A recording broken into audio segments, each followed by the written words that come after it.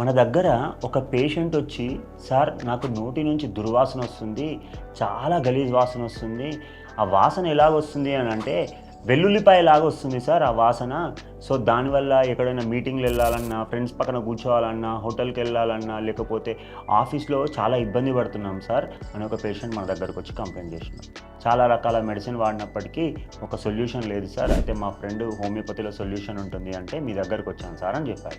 అయితే ఈ వెల్లుల్లిపాయలాగా వాసన ఎందుకు వస్తుంది అని అంటే, మన శరీరంలో ఎప్పుడైతే సెలీనియం మెటబాలిజం డిస్టర్బ్ అయితే ఆటోమేటిక్గా ఏమవుతుంది, ఈ నోటి నుంచి వెల్లుల్లిపాయ వాసనలాగా రావడం జరుగుతుంది. సో ఏ సందర్భాలలో ఇలా అవుతుంది?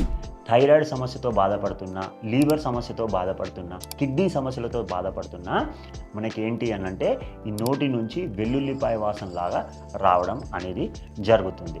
ఇంకొకటి, ఇది ఇలా ప్రాబ్లం ఉన్నప్పుడు మనం ఏం చేయాలి అని అంటే కంపల్సరీ రెగ్యులర్గా గ్యాస్ట్రిక్ ప్రాబ్లం ఉందని మనము అర్థం చేసుకోవాలి. సో దానికోసము మనం వజ్రాసనంలో కూర్చొని ప్రాణాయామ, కపాలపాది, అలోమ్ విలోమ్, భ్రమరి ప్రాణాయామ చేసినట్టయితే, ఇంకా వాటర్ ఇంటేక్ పెంచినట్టయితే ఆటోమేటిక్గా ఈ ప్రాబ్లంకి మనము సొల్యూషన్ దొరుకుతుంది. Thank you viewers.